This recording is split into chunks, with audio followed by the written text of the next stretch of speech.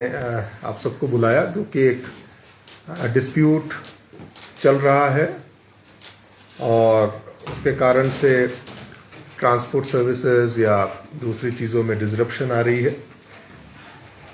जो contract carriage permit को लेके एक जो परेशानी चल रही है उसमें पहले मैं बताना चाहता हूं कि कॉन्ट्रैक्ट कैरेज परमिट दिया क्यों जाता है। कॉन्ट्रैक्ट कैरेज परमिट दिया जाता है टूरिज्म के लिए, टूरिस्टों की सहूलियत के लिए।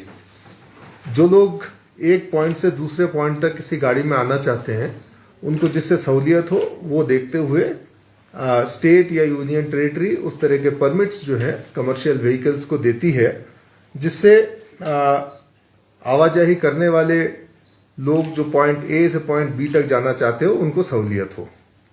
तो उसको देखते हुए यूटी एडमिनिस्ट्रेशन ने परमिट्स को डिवाइस किया है और वो परमिट्स जो हैं दिए जाएंगे।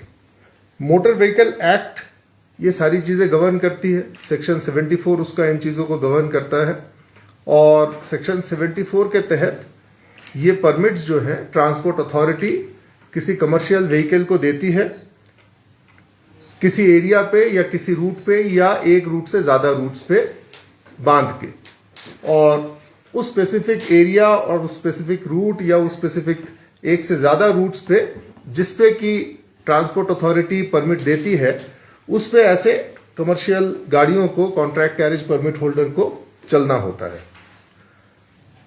तो ये जो डिस्प्यूट चल रहा था ले यूनियन और टैक्सी यूनियन करगिल के बीच में और टेम्पो यूनियंस के बीच में, ये आज का नहीं है, ये इसके एक हिस्ट्री है। ये बहुत सालों से ये चीज चलती है और टूरिज्म सीजन में ये देखा गया है कि कुछ ना कुछ डिस्प्यूट आने के कारण कुछ ना कुछ डिसरप्शंस और लोगों को परेशानियां आती रहती हैं। तो डिस्प्यूट को रिजॉल्व करने की यूटी एडमिनिस्ट्रेशन ने, ट्रांसपोर्ट डिपार्टमेंट ने, मोटर व्हीकल डिपार्टमेंट ने, हमारे दोनों एआरटीओज ने, आरटीओ साहब ने, इवन मैंने, हम लोगों ने काफ़ी कोशिश की। अंत में जब डिस्प्यूट को रिजॉल्व करना था तो मीटिंग्स, बहुत लंबी मीटिंग्स दोनों यूनियंस के साथ चलती रहीं। जो मीटिंग 1 तारीख को शुरू हुई वो जाके 2 तारीख को ख़त्म हुई। 2 दिन लगातार मीटिंग्स चलती रहीं, बट दोनों यूनियंस जो हैं किसी एक मत पे, एक सोल्यूशन पे नहीं आ पाए। उसके बाद जो हमने हमारे transport department, motor vehicle department, traffic police, इन सब के समझ से और जो यूनियंस के राय है उनको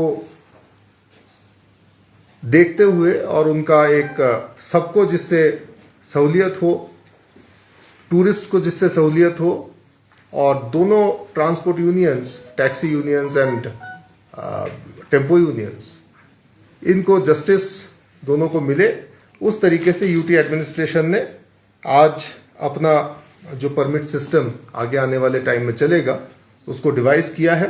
उसके लिए स्पेशली स्टेट ट्रांसपोर्ट अथॉरिटी की मीटिंग बुलाई गई आज शाम को 5 बजे, और मीटिंग में जो मेंबरान होते हैं और special invitees from the district administration, police administration, regional transport associations, authorities, इन सब ने पार्टिसिपेट किया। और जो आगे आने वाले टाइम में ट्रांसपोर्ट कॉन्ट्रैक्ट कैरेज इशू करने के लिए जो रूल्स लागू रहेंगे वो इशू किए। तो उसमें जो गाड़ी जिस जिले की होगी वो गाड़ी कॉन्ट्रैक्ट कैरेज में उस जिले में तो चलेगी ही चलेगी पूरे एरिया में। उसके अलावा भी लद्दाख के जो हाईवेज हैं, नेशनल हाईवेज है, उस पे वो गाड़ियां फ्रीली चलेंगी।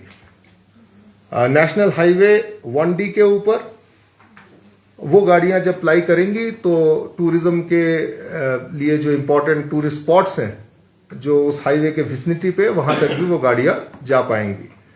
जहां रही बात इनर रूट्स की, दोनों जिलों के अंदर ही जब इनर रूट्स में जाने की जरूरत होगी और अपने जो उस डिस्ट्रिक्ट के अंदर ट्रांसपोर्ट यूनियन को अगर दूसरे गाड़ियों की मदद की जरूरत पड़ेगी दूसरे डिस्ट्रिक्ट से, तो वो एआरटीओ साहब के पास अप्लाई करके और गाड़ियां मंगवाएंगे और वो गाड़ियां जो हैं रिक्विजिशनिंग डिस्ट्रिक्ट में फिर इनर रूट्स पे टेम्पररी परमिट्स स्पेसिफिक पीरियड्स के लिए एआरटीओ दिया करेंगे।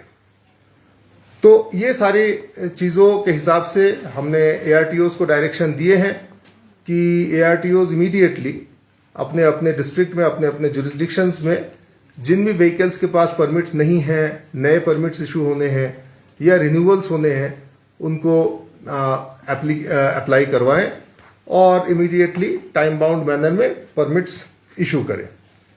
तो ये सारे डिसीजंस इस बार लिए गए हैं STA की मीटिंग के अंदर।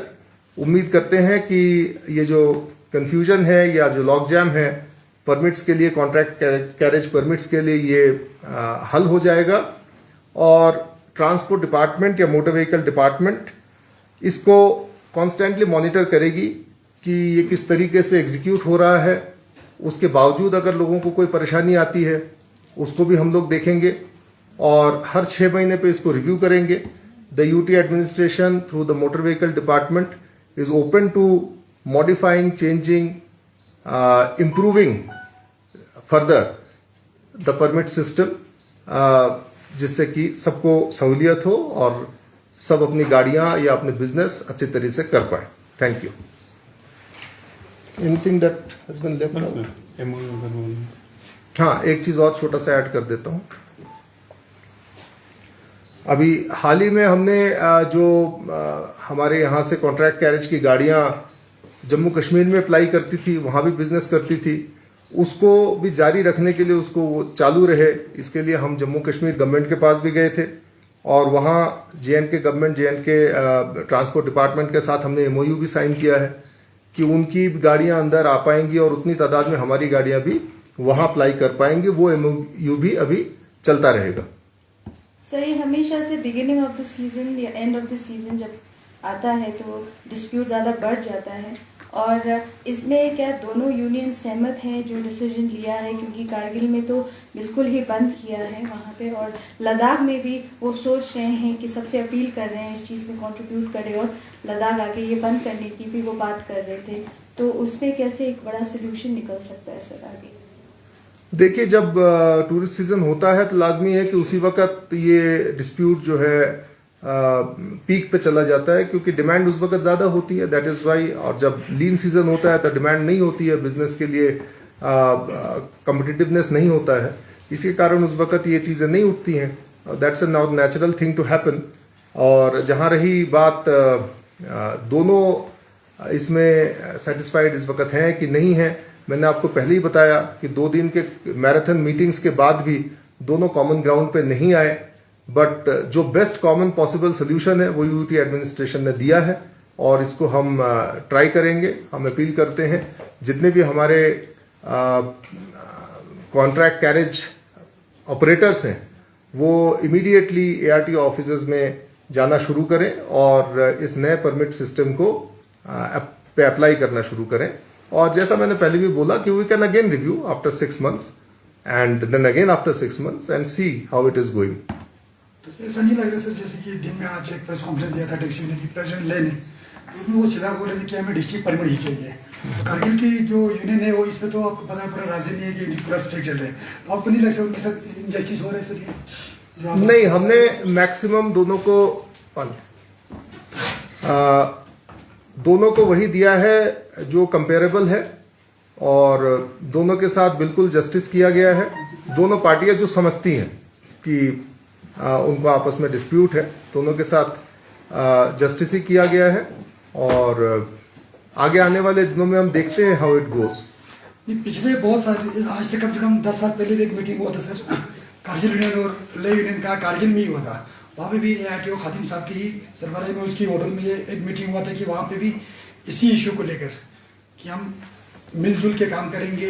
अब संस्कार भी हमारे लिए अलाउ करेंगे, हम आपको नुकरा पेंगोंग अलाउ करेंगे, लेकिन जब तक हम देख रहे हैं कि संस्कार आज तक अलाउ है, JK10 वहाँ पे हमेशा हमने आते जाते देखा है, लेकिन LA01 या JK07 को यहाँ कहीं अलाउ नहीं हो रहा है। विदाउट इस साल अलाउ किया गया था सर, जबकि इनको जरूरत था गाड़ी का, जब शॉर्ट था ले यूनियन में गाड़ी का, तब लाके कुछ गाड़ी को यहाँ अलाउ किया गया सर। देखिए, ये बातें सारी हुई हैं, ये दोनों यूनियंस की सोच है, ये एडमिनिस्ट्रेशन की सोच नहीं है। तो ये आप मेरे से पूछे उससे अच्छा रहेगा कि आप यूनियन से ये सवाल करें। मेरी बात सुनिए। तो UT एडमिनिस्ट्रेशन ने मोटर व्हीकल डिपार्टमेंट ने काफी कोशिशें करके इनको कॉमन ग्राउंड पे लाने की कोशिश की है।